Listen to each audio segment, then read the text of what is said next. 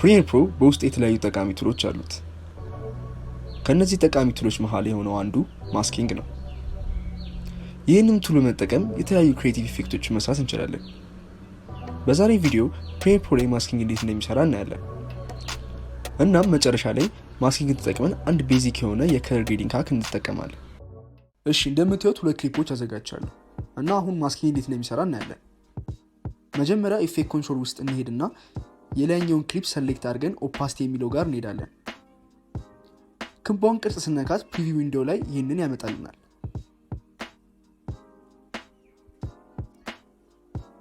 ይቺ ክቧ ቅርጽ ማስክ ትባላለች። እናም ጥቅሟ ከታች ያለውን ክሊፕ በውስጧ ለማሳየት ነው። አራት ማዕዘን ቅርጽ ከፈለግንም እንደዛው፣ ሁለቱም ተመሳሳይ ጥቅም ያላቸው።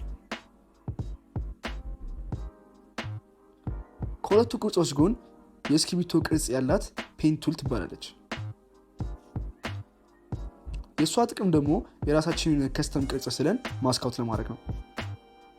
እስቲ ፔን ቱል ተጠቅመን እነዚህን ሁለት ክሊፖች እናገናኛቸው። እንዲመጣልኝ የፈለኩት ከተራራው ጀርባ ፎቆቹ እንዲታዩ ነው። ይህንንም ለማድረግ ፔን ቱል ተጠቅመን የተራራው ዙሪያ ላይ ራፍ ማስክ እንስላለን።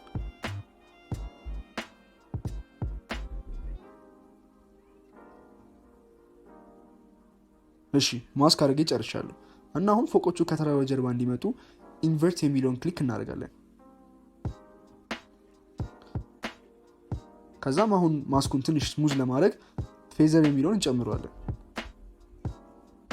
እሺ ፕሪሚየር ፕሮ ላይ ቤዚክሊ ማስኪንግ በቀላሉ ይሄን ይመስላል።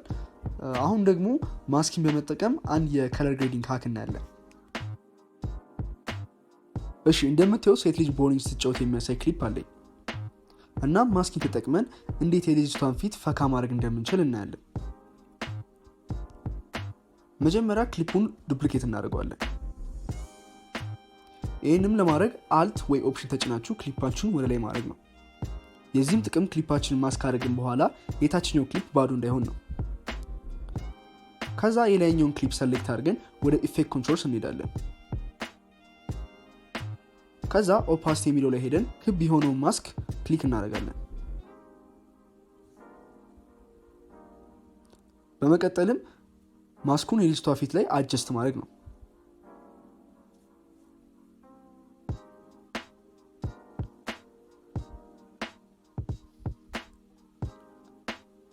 ከዛ ማስክ ፓዝ ወደሚለው እንሄድና ሴቲንጉን ፖዚሽን የሚለውን ብቻ እናደርገዋለን።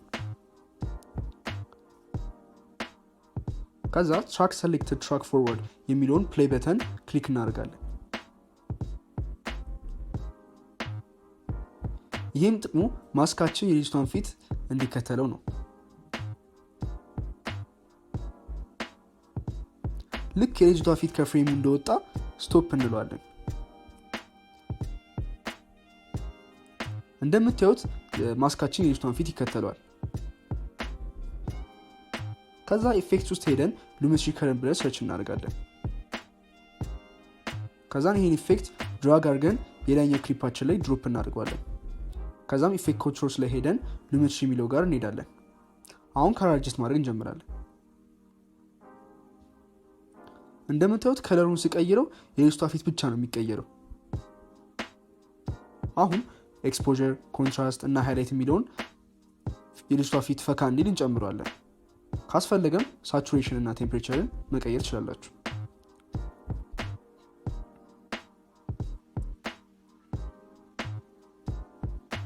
እንደምታዩት የልጅቷን ፊት ፈካ አድርጎታል። ቢፎር ኤንድ አፍተሩም ይህንን ይመስላል።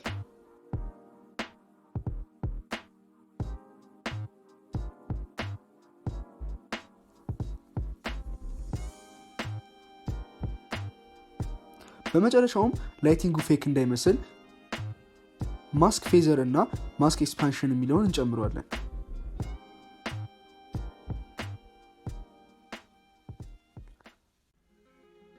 ስለዚህ ማስኪንግን ተጠቅመን እንደዚህ በቀላሉ አንድ ቦታ ብቻ መርጠን ከለር ኮሬክት ማድረግ እንችላለን ማለት ነው። የዛሬ ቪዲዮ ይህን ይመስላል። በቀጣይ ቪዲዮ እስከምንገናኝ ቻው።